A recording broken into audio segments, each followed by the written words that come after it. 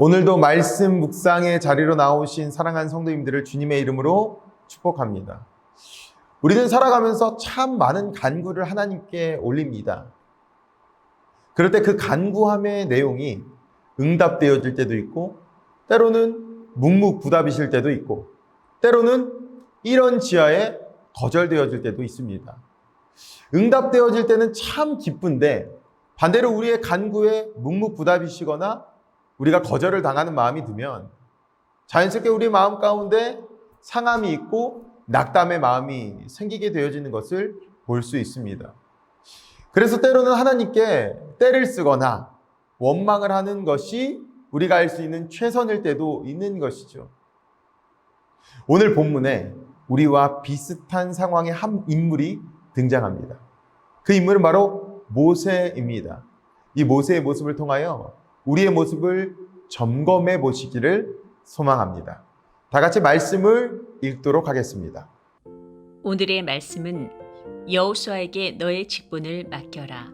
신명기 3장 23절부터 29절까지입니다. 그때 내가 주님께 간구하였습니다.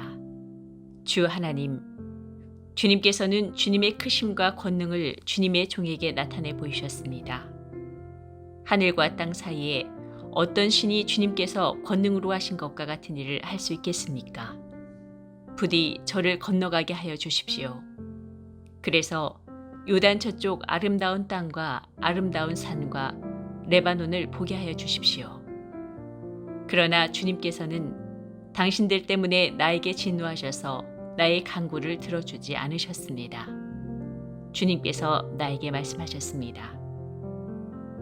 이것으로 내게 족하니 이 일 때문에 더 이상 나에게 말하지 말아라. 너는 이 요단강을 건너가지 못할 것이니 저 비스가 산 꼭대기에 올라가서 너의 눈을 들어 동서남북 사방을 바라보아라.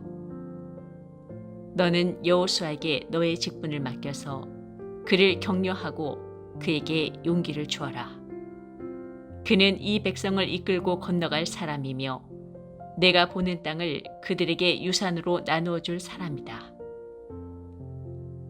그때 우리는 벳볼 맞은쪽 골짜기에 머물러 있었습니다. 오늘 본문을 보면 모세가 하나님께 무언가를 간구합니다. 그 간구의 내용을 들여다보니 이런 내용입니다. 요단강을 건너 가나안 땅에 들어가게 해주십시오 라는 간구인 것입니다. 성도님들 어떻습니까? 하나님께서 이 간구를 들어주실 만하지 않습니까? 왜냐하면 이 모세가 어떠한 존재인가요?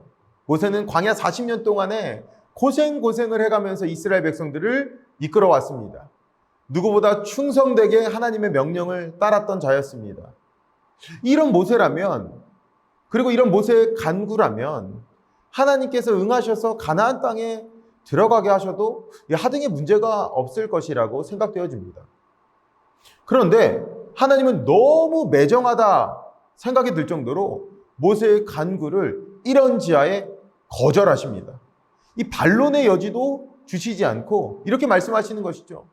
이미 네가 받은 은혜가 족하니 더 이상 이 내용에 대해서 말하지 말라 라고까지 아주 단호하게 말씀하시는 것입니다. 이 말씀을 들은 모세의 정서를 생각해 보십시오. 가나안 땅에 들어가려고 40년 동안 극심한 고통을 참으면서 여기까지 왔는데, 가나안 땅의 입성만을 생각하면서 왔는데 한순간에 그 기대가 무너지니까 이 마음이 얼마나 힘들었겠습니까? 그렇다면 하나님께서는 왜 모세를 가나안 땅에 들여보내시지 않았을까요? 우리는 광야에서 분노를 참지 못했던 모세의 그 실수를 기억하고 있습니다. 그래서 결론적으로는 가나안 땅에 들어가지 못한 것입니다. 그러나 단순히 그 이유만이 있는 것은 아닙니다. 이 구속사적인 관점에서 모세가 가나안 땅에 들어가지 못한 그 의미를 깊이 있게 상고해 볼 필요는 있습니다. 자, 성도님들, 모세하면 무엇이 떠오르십니까? 바로 율법입니다. 이스라엘을 대표해서 하나님의 율법을 모세가 받았습니다. 그런데 그 율법을 상징하는 모세가 단 한 번의 실수로 가나안 땅에 들어가지 못하게 된 것입니다. 이것은 율법으로는 가나안 땅이 예표하는 그 하나님 나라에 들어갈 수 없다라는 것을 의미하는 것이겠죠. 이 모세가 가나안 땅에 들어가지 못하는 사건을 통해서 가나안 땅에 들어가려고 준비하고 있는 이 이스라엘 2세대들이 무엇을 깨달아야 했을까요? 아, 율법으로는 구원을 받아 하나님 나라에 들어갈 수 없구나. 그렇다면 하나님 나라에 어떻게 들어갈 수 있을까라는 이런 물음을 가져야 됐을 것입니다. 자, 성도님들, 그렇다면 약속의 땅 가나안, 그 가나안 땅이 예표하는 그 하나님 나라 어떻게 들어갈 수 있을까요? 그것은 이스라엘 2세대들을 이끌고 가나안 땅에 들어가는 새로운 인물에 우리가 집중하면 됩니다. 그 사람은 누구냐? 바로 여호수아입니다. 하나님께서는 여호수아에게 모세의 직분을 맡기셨습니다. 쉽게 말해서 리더십이 교체되어지게 된 것이죠. 성도님들, 이 여호수아가 예표하는 게 누군지 아십니까? 바로 우리가 잘 알고 있는 예수님이십니다. 율법으로는 가나안 땅, 이 가나안 땅이 예표하는 하나님 나라에 들어갈 수 없는 우리들을 어떻게 해서든 그 땅에 들어가게 하시려고 누구를 우리에게 주셨느냐? 바로 예수님을 주셨다는 사실인 것입니다. 예수님 때문에 구원의 반열에 오르게 되어진 것입니다. 그래서 우리가 가나안 땅에 들어가는 존재가 된 것입니다.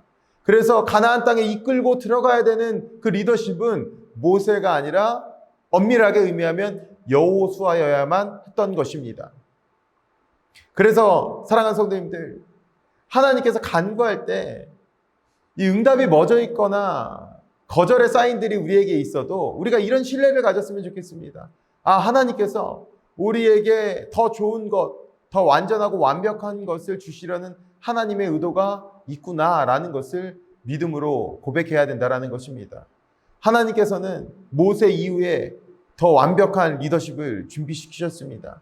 가나안 땅으로 이스라엘 백성들을 이끌어갈 수 있는 지도자를 세워놓으셨던 것입니다. 엄밀한 의미에서 하나님께서는 이스라엘 백성들에게 더 좋은 것을 주시려고 거절했던 것입니다.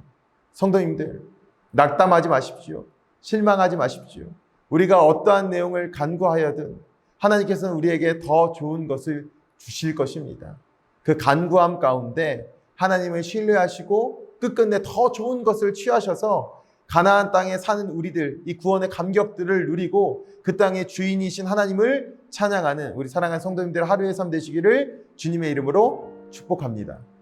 다 같이 기도하도록 하겠습니다. 하나님 감사합니다. 오늘 말씀을 통하여서 간구와 응답의 차원에서 깨달음을 주시니 감사합니다.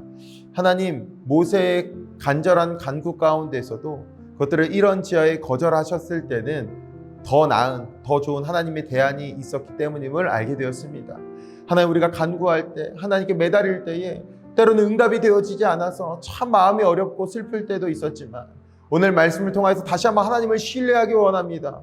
우리에게 하나님께서 응답하시지 않고 때로는 우리의 기도와 간구를 거절하실 때에는 그냥 우리가 싫어서 혹은 우리가 미워서 그러시는 것이 아니라 우리에게 더 좋은 것, 더 나은 것을 주시기 위한 하나님의 의도가 있다라는 것을 오늘 말씀을 붙잡고 다시 한번 우리가 신뢰하오니 하나님, 오늘 하루 우리가 하나님 앞에 간구의 기도를 올려드릴 때마다 하나님 더 좋은 것들을 보여주시고 더 나은 것들을 보여주셔서 하나님과 동행하고 하나님과 신뢰함을 통하여서 하나님과 함께하는, 그래서 하나님의 사랑과 은혜를 누리는 귀한 성도님들의 하루의 삶 되어질 수 있도록 주님 인도하여 주시고 함께하여 주시옵소서.